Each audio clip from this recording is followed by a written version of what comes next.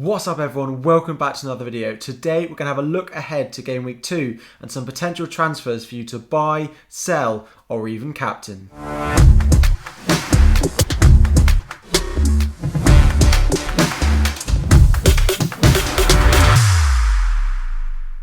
What's up everyone, welcome back to another video. So the FPL season has started and this is a new series that's going to be starting on my channel each and every game week called Buy, Sell, Captain. So what we're going to do in this is we're going to have a look, I've taken a look at the fixture rankings and we're going to pick out 3 teams every single week for me to have a little bit of a discussion about, and I'll pull out 3 players from each team, whether I think you should be buying them or whether I think you should be selling them. So these will be key players, key teams that are maybe being discussed to be highly transferred in players or things like that, and teams that we're focusing on. And at the end I'll also throw in my top 3 captaincy options for each and every game week, as well as 1 differential for you all. So it's going to come out at the beginning of every game week, either on a Monday or a Tuesday, just to get you starting to think about the upcoming game week, starting to think about your teams and the transfers you will be making. It won't be focused on my team, it'll be focusing on helping you make the transfers that you want to ahead of the upcoming game week. So diving straight in, the first team we're going to talk about is West Ham. Now, West Ham won 4-2 against Newcastle in game week 1. If we have a look at the upcoming fixtures, we have Leicester at home, then Crystal Palace and Southampton in there, then Manchester United, Leeds, Brentford. So I think we can start off by saying there are some really nice options in that West Ham team, but they did concede twice to Newcastle, which might be a slight concern. If we dive into the players that I've pulled out, the first one that we've got is Antonio. Now, Antonio had a great game. He got a goal and 2 assists, but did also miss a penalty. Now, he's 23% owned and 7.5 million. If you don't own him already, I think he's a really nice option to go with in that forward line. I think going forward in these upcoming 6 fixtures, West Ham will continue to score goals. So, and Antonio, seeing how good he was, he may not keep penalties now that Declan Rice has shown that he can score them, and Antonio did miss that one. But even without that, the link up that he's had with some of the other players in the team that we might mention, think that 7.5 million is a really nice price from him, and I think he'll continue to rise. Maybe not with people saying that he has Leicester at home this week, but after that with Crystal Palace and Southampton, I think there's a lot of returns for West Ham in it, particularly from an attacking point of view, and Antonio is always at the forefront of that. The next one we've got is Aaron Cresswell. Now, I think West Ham's assets are much more appealing from an attacking point of view than they are from a defensive point of view. Leicester at home, I don't necessarily see them keeping a clean sheet in. Crystal Palace at home, they could. Away to Southampton, I think the home versus away aspect, I much prefer a home fixture for a defence. And then they play Manchester United and go away to Leeds. So I could quite easily see just 1 clean sheet in the next 5 games for West Ham. Now, playing 4 at the back means that Cresswell gets actually a lot further forward than maybe he did before, and Tufal looked a better option, but playing 4 at the back makes Cresswell quite appealing. However, he is 5.5 million, and if I only do see 1 clean sheet in the next 5, I would prioritise buying into their attack much more than I prioritise buying into their defence. So Cresswell is a fine option, but I wouldn't be looking to bring him into my team at the moment. Next up, and of course the other West Ham we need to talk about, is Benrahma. 6 million, currently only 6.6% owned, but this will rise given that he got a goal and assist and they have these upcoming fixtures. He's linking so well with Antonio, his price is going to be going up and he is going to be one of those early bandwagons that it's going to be a big decision about whether you jump on him or not. Now, it seems to be that the talk of Jesse Lingard going back to West Ham is dying down a little bit, and it seems as though they're happy with Benrahma filling that role. Moyes has said that he wanted to see Benrahma not just do it in pre-season, but continue to do it throughout the season. So, yes, he's done it in game week 1 against Newcastle, but if he continues to perform, that position in that team is his. It's his to lose now. If he continues to score goals, get assists, and play like he did in that first game, he's not going to get dropped. So if you don't have Antonio, or even if you do, looking at that other midfield spot, if you've got Rafinha, you've got Harvey Barnes, maybe even Gundogan, and you're looking to free up a little bit of money, Benrahma is definitely the cheap option that I'd be going with. I think in those upcoming games, the way he plays, he links that play. The assist he got for Antonio's goal, he showed his quality on the ball. So I definitely would be looking to bring Benrahma into my team if you don't have him already, and I can only see his price going up, which is so key at the beginning of the season. The next team we're going to talk about is Tottenham. Now, Tottenham did produce one of the shocks of game week 1 as they beat Manchester City, the reigning champions, 1-0. And although this was at Tottenham, you still would have expected some points and some goals from Man City. And although they didn't get that, Tottenham did look really good, both from an attacking point of view on the counter-attack and from a defensive point of view as well, with Nuno sort of giving that Wolves solidarity in their defence as well. So the first name that we're going to talk about, of course, is Heung-min Son. 10 million and only 21.3% owned. I think he's a really nice option.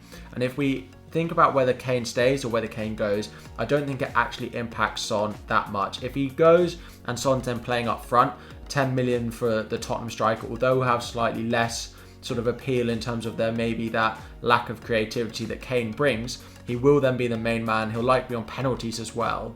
But if Kane stays, although he may play on the wing, he'll then have that link up as well. So I think whether he stays or whether he goes, he stays a relatively similar appealing asset. And I think with Wolves away, Watford at home, Crystal Palace away in the next three, he could be a really nice option to have. I don't have him in my team at the moment, but he is definitely a player that I'm considering bringing into my team.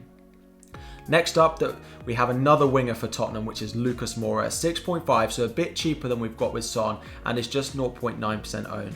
Now, it was Bergwijn who got the attacking return for the assist for Son's goal. However, if Harry Kane comes back into the side, it is likely that it is Bergwijn who drops out and Lucas Moura who keeps his place. Now, the other option we could have had in here was Dele Alli, again at 6.5 million, but while Harry Kane is out, or if he comes back, it's quite unsure exactly where Dele Alli will line up, but he could also be a really nice option.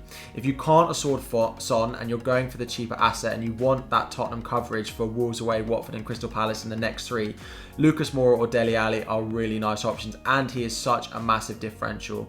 He showed good chances on the counter-attack for Tottenham in the recent game. Now, it didn't get any attacking returns, but with the upcoming fixtures, given that that's his price, he could really be worth a punt, so I wouldn't say no to bringing him in. The final option that we're going to talk about is Reguilon, 5 million as the left back for Tottenham. Now, they did show better defensive form, and although it was Dyer and Sanchez, we don't quite know who the centre-back pairing will be, but it will probably only get better if it doesn't include Dyer. Sanchez played very well, one of his best performances in a Tottenham shirt yet, and Reguilon playing on that left-hand side does get up a little bit, putting crosses into the box, and is probably the most attacking.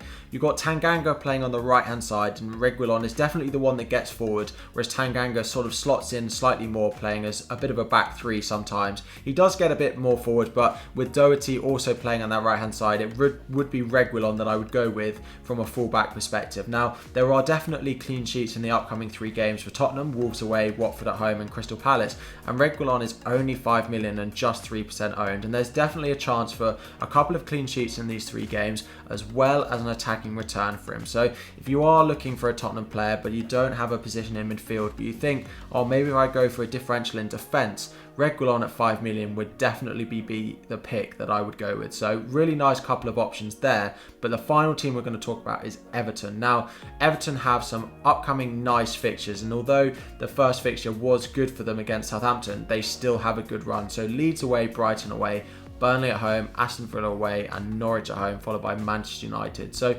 the first option that we're going to talk about for this nice of upcoming run of fixtures is Luca Dean. Now, he is 5.5 million and 19.1% owned. So actually, when we watched Everton play, they looked a much better team from a attacking point of view than they did from a defensive point of view. So if I actually look at the upcoming fixtures, Leeds away, Brighton away, Aston Villa away, and Manchester United away, I don't really see an Everton clean sheet in 4 of the next 6. Burnley at home, Norwich at home, there could be a good chance for one. So although he's 5.5 million, I wouldn't be buying him into your team despite a strong Everton performance. Townsend also took some set pieces, so it doesn't necessarily mean that Luca Dean is going to be the set piece taker, which does dampen his appeal a bit. So if you own him, fine to keep him, but I wouldn't be buying him into your team now. There are much better defenders that I'd target, or I'd go for an Everton attacker. And the two that we're going to talk about, first of all, has to be the main man, which is Dominic Calvert-Lewin. So 8 million, 11.6% owned. Something I noticed very much about this Everton team is they spent a lot of the game crossing the ball into the box. Calvert-Lewin is the main goal threat if this continues to be the case. And 8 million, although he's not on penalties, he will score goals. And he is the type of player that can go on quite a nice run. And with Richarlison going straight back into the team, I think the combination of Richarlison and Calvert-Lewin could be a really nice option. The upcoming fixtures are fine, although I don't expect them to keep clean sheets. I do expect them to score goals. So 8 million if you're looking to potentially offload Danny Ings, although he has a couple of nice fixtures, he didn't look that great.